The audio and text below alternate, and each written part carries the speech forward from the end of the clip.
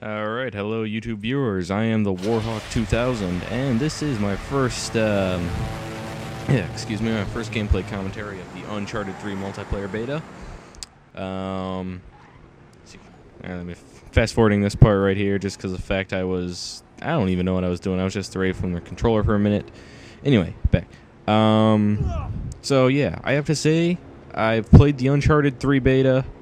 It's awesome. Anybody who has a PS3 should have this. There is no excuse. I mean, you got the PlayStation Plus for free. So, honestly. By the time this is uploaded, there's only actually going to be a couple days of the beta left. So, that's sad, because I think it ends July 17th. I could be wrong on that, but for some reason that's the date that's clicking in my head. Anyway, this is Team Deathmatch on Airstrip. Pretty sure that's what that's called. And boom, get killed. So it's a pretty good match. Right here, I finally figure out how to use the taunt. So he's eating my ball. He's eating my ball sack, is what that is. So I figured, this being the first gameplay commentary I've got of it, I might as well, speak about the game in general. I mean, that's what I usually do, but game mechanics, sort of. The gun I am currently using, it's called the G-Maul, and this gun took some getting used to. It's a 3-shot burst, similar to the M16. I'm also using a pistol, and what I've learned playing Uncharted is that generally, the pistol may actually... Why are we crashing through gates? Where'd the plane go? Oh god. Drake's on a plane. Alright, yeah, I can't keep switching back and forth between what's obviously unrelated to gameplay commentary and what's clearly related to gameplay commentary. I need to find some sort of medium. Anyway. We'll worry about that at some other point. So yeah, if you play... Alright, I'm sorry, how did I do that? If anybody could explain to me what I just did there and how I can do it again in the future, please, I welcome that. Okay, anyway, so generally in Uncharted games, I've noticed that the pistol, like, in the campaign is better than most of the assault rifles. Granted, I mean, I was actually going to show you guys, like, my first game I played on here, but it was just incredibly boring. It was just me getting trying to get my bearings in the game. It's been a long time since I played Uncharted 2 in general, and I never really played the multiplayer on that. Excuse me. So, like, I had to actually, like, relearn the controls, but after a couple minutes I started to get it. Right here, that was lucky. Lucky my friend Matt's there. And Brosif. Anyway. See, that gameplay I decided not to do because it was just so incredibly boring. Like, I was, like, learning how to scale walls and switch weapons and how to shoot. It was bad, is what it was. I mean... but anyway, in this game, obviously I've gotten used to the game, learned how to play it, and right now, as you can see by my little emblem being everywhere, yes, that's my emblem, a little blue circle inside a square, don't question it, it looks awesome and you know it. I am actually the top player right now, which I don't know whether that means I was good or everyone else was just bad. So anyway, that's what's going on, and I guess we'll start talking... Alright, I guess we'll start talking strictly about the gameplay mechanics of this. Obviously, as you can tell, it's a third-person shooter. Not too dissimilar from Gears of War in terms of overall multiplayer style. I mean, like, you have the grenade arc, you got cover, you've got... free fire, all that stuff that you would expect from a third-person shooter.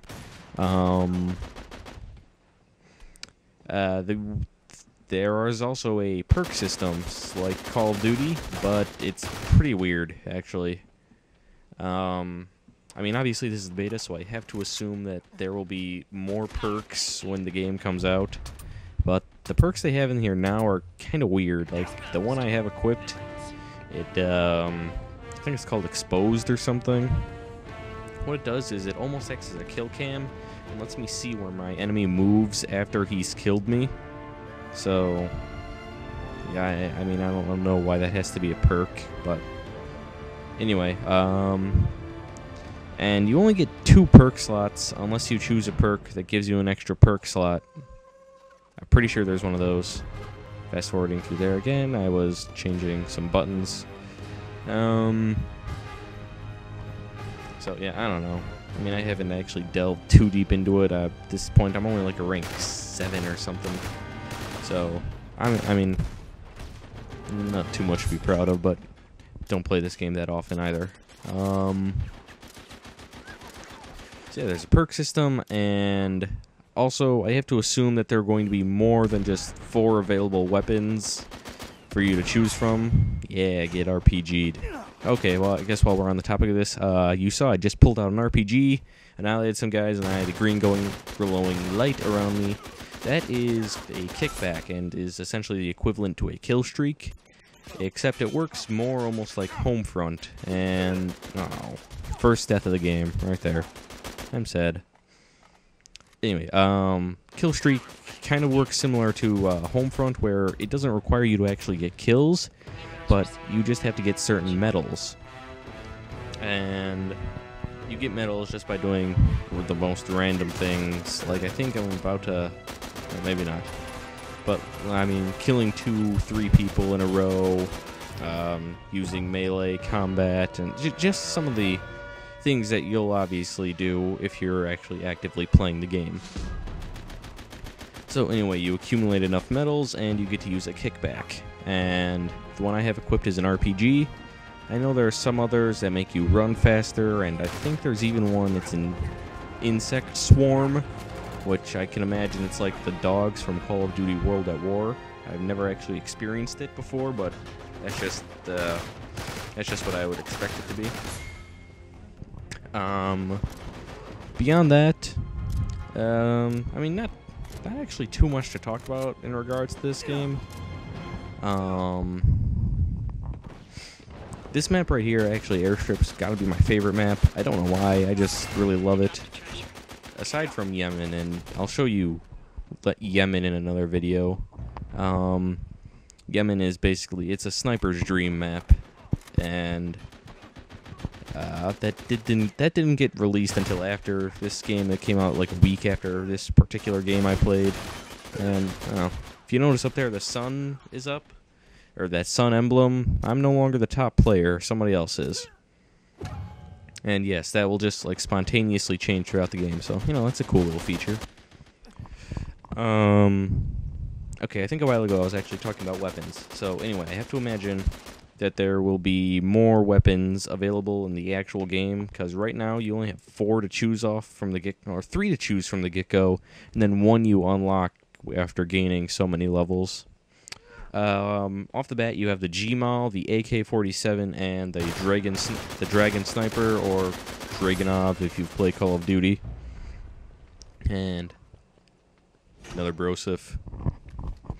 The Dragunov, it almost works exactly as it does in Call of Duty, actually. I mean, it's generally a 2-shot kill unless you get a shot to the head or upper chest. And there are other available weapons for you to pick up throughout the map, kind of like, you know, Gears of War or Halo. So there's that. And obviously those weapons are generally more useful. Like there's a T-Bolt sniper, I believe it's called. It's pretty much a one-shot always, no matter what. Anyway, there are other weapons for you to pick up. I am so scatterbrained. I can't think of what I'm talking about.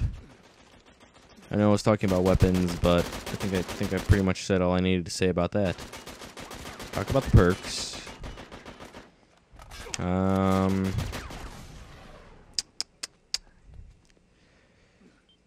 Okay, what the fuck is this? My controller's not... Oh. If I leave my controller alone for more than 10 minutes, it goes off. Note to self. Either waggle controller during commentary or make sure it's turned off. Anyway, this is pretty much the end of the match. My team ends up winning 50-31. I know this video, once again, pretty out there, but trust me, I'll keep working on it, try to keep myself on track next time. Hope you enjoyed the video and whatever gameplay you actually looked at. Goodbye.